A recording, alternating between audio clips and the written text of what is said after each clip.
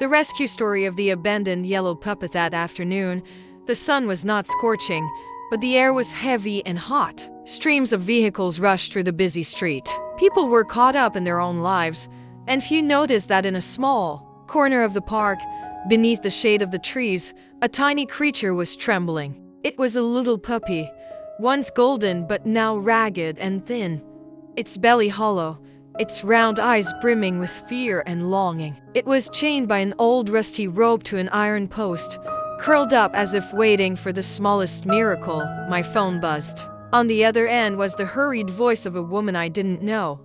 "Sir, there's a little puppy abandoned at the park near the intersection. It looks so pitiful. People pass by and look, but no one stops. Could you please come help?"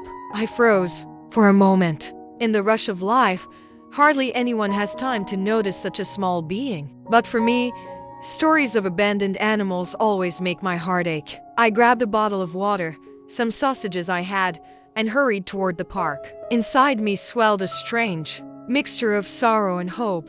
When I arrived, the scene before my eyes made me stop short. The tiny yellow puppy, covered in dirt, gazing at the passing crowd with wide eyes.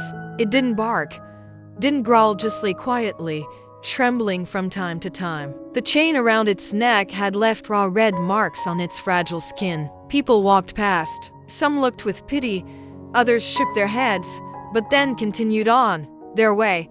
I stepped closer, careful not to frighten it. At first, the puppy shrank back, its ears flat against its head. But when I knelt down and held out a small piece of sausage, it hesitated, then slowly walked forward. Its eyes flickered with the faintest spark of hope. Sniffing the food, its wet little nose twitched before it began to eat hungrily, as if it hadn't eaten for days. I smiled, gently pouring some water into a cup and stroking its back. To my surprise, it didn't resist. Its whole body shook as if overwhelmed by relief. In that instant, I knew an invisible bond had formed between us.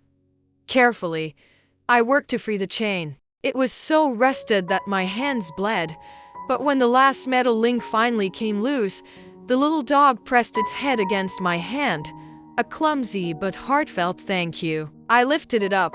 Its body was feather-light, fragile and thin. I whispered, "From now on, you won't be alone anymore. Come with me." I rushed it to a nearby veterinary clinic. The doctor gave it a long look, then sighed softly. "It must have been abandoned for quite some time. Luckily, you brought it in now. Malnourished, filthy, but thankfully no serious illness yet." Relief washed over me. The cleaning began. The puppy was placed in warm water. The layers of dirt slowly rinsed away, revealing soft golden fur beneath. Each splash of water made it flinch, but it never resisted. Perhaps it understood these hands meant to save it. The doctor carefully dried it, checked its paws and teeth, vaccinated it, applied ointment. Through it all, the little dog lay quietly, glancing up at me with trusting eyes that seemed to say, "I believe you." When we left the clinic, I wrapped it in a small towel and held it against my chest. Outside, the city bustled on as usual, but within me was an unusual calm. The puppy nestled against me, breathing softly. Perhaps for the first time, it felt truly safe. The days that followed marked a new journey. On its first day in my home, the puppy was timid, circling a corner before lying down quietly. I prepared a soft bed, a bowl of rice mixed with pedia, and clean water. At first it hesitated, but soon, as the smell wafted up, its eyes brightened. Slowly it ate, finishing every bit. I sat watching, overwhelmed with tenderness.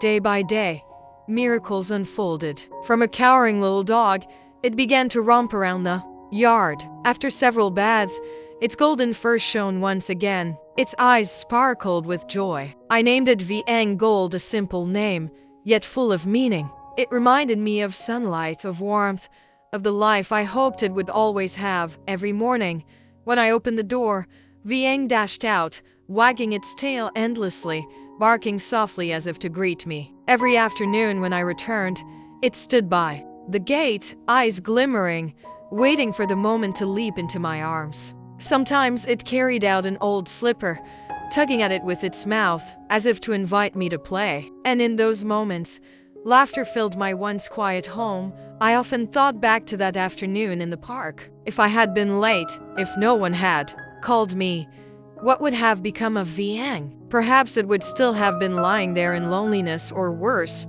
succumbed to illness.